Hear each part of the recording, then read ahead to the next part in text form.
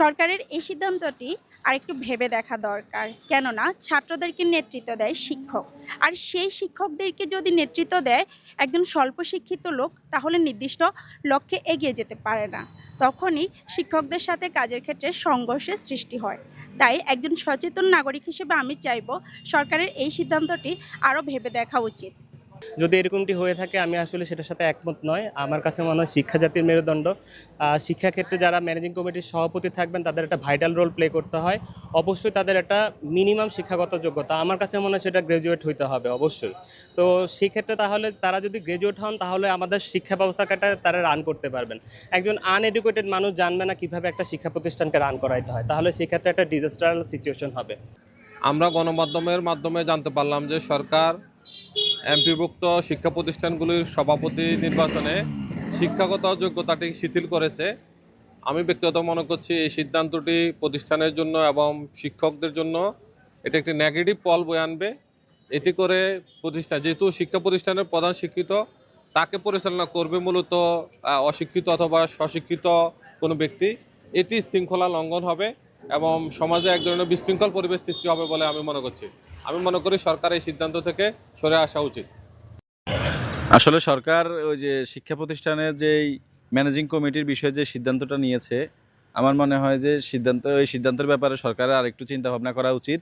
কারণ একজন সরকারি প্রতিষ্ঠানগুলোতে আসলে শিক্ষিত অনার্স মাস্টার্স কমপ্লিট করা টিচারদেরকে নিয়ন্ত্রণ করবে যারা, তারাই যদি আপনার শিক্ষাগত যোগ্যতার বাহিরে হয় তাহলে তো এই বিষয়টা কেমন হয়ে যায়। এই জন্যে আমার পরামর্শ হচ্ছে সরকারকে এই বিষয়ে আরেকটু আপনার চিন্তা ভাবনা করে এই বিষয়ে সিদ্ধান্ত দেওয়া উচিত।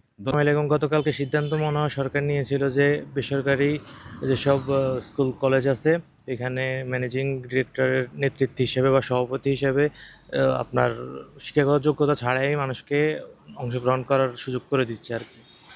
এখন দেখা গেল একটা স্কুল কলেজের শিক্ষকরা তারা কিন্তু সম্ভবত অনেক পড়ালেখা করে এখানে আসছে, যেমন অনার্স লেভেল কমপ্লিট করে আসে বা কেউ বিবিএ শেষ করে এখানে আসছে। এখন তারা যদি একজন কোনো পড়ালেখা ছাড়া মানুষের সাথে বসে একটা কথা বলে বা একটা সিদ্ধান্ত নেয়, তখন তাদেরও একটু বিবেচনা দেখা দিবে বা তাদের সাথে তাদের মতামিল দেখা দিতে পারে।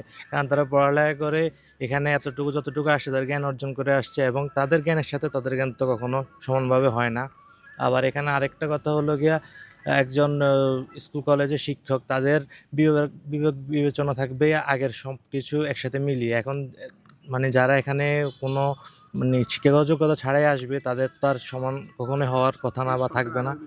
হ্যাঁ, সরকার যদি এই বিষয়ে আরও যদি বিবেচনা করে দেখে তাহলে মনে হয় সবচেয়ে বেশি ভালো হয়, এটাই বলার। আমরা যেহেতু শিক্ষার্থী, আমরা শিক্ষা প্রতিষ্ঠানে অবশ্যই যাবো যে একজন শিক্ষিত যেমন শিক্ষক এবং ছাত্র সমন্বয় করে যাতে একটা প্রতিষ্ঠান পরিচালনা হয়। এখন দেখা গেল আপনার যারা শিক্ষা প্রতিষ্ঠানে যারা শিক্ষক আছে এরা মেজরিটি পার্সেন্ট, যেমন কলেজে যারা বলছে এরা সবচেয়ে বেশিরভাগ বিসিএস ক্যাডার বা অন্যান্য প্রতিষ্ঠানে স্কুল মাধ্যমে যারা আছে এরা বেশিরভাগ উচ্চ শিক্ষিত। এখন দেখা গেল আপনার যারা নিম্ন শিক্ষিত বা আমরা যেটা বলি মূর্খ বা কম শিক্ষিত, তাহলে এখানে আপনার বোর্ড ম্যানেজিং ডিরেক্টর যারা থাকবে এখানে সমন্বয়টা তখন জিনিসটা একটা রকম হয়ে যায় কি গোজামিল টাইপের। আপনার আমরা যারা একটা শিক্ষিত মানুষ যা বুঝে, আবার অশিক্ষিত মানুষের জ্ঞান কিন্তু সমান কখনো হয় না। আপনার ম্যানেজিং ডিরেক্টরের কাজ কি কলেজের উন্নতি, কলেজের সার্বিক পরিস্থিতি বা কলেজে কোন কোন খাতে এই কাজ করা দরকার এগুলো নিয়ে ম্যানেজিং ডিরেক্টরের কাজ থাকে। সেখানে যদি একজন অশিক্ষিত মানুষ থাকে বা শিক্ষাগত যোগ্যতা কম থাকে, আমার মনে হয় যে এটা কোনো অ্যাপ্রোপ্রিয়েট হয় না বা আপনার কোনো সিদ্ধান্ত নেওয়ার ক্ষেত্রে বা কোনো উন্নতি কাজের ক্ষেত্রে এদের প্রপার কোনো নলেজ হয়তো থাকবে না। এখন দেখা গেছে যিনি ম্যানেজিং ডিরেক্টর উনি শিক্ষিত না, কিন্তু উনার এমন এমন কাণ্ড, এমন এমন সিদ্ধান্ত যেটা শিক্ষক ছাত্ররা মেনে নিতে না চাইলেও মেনে নিতে হবে।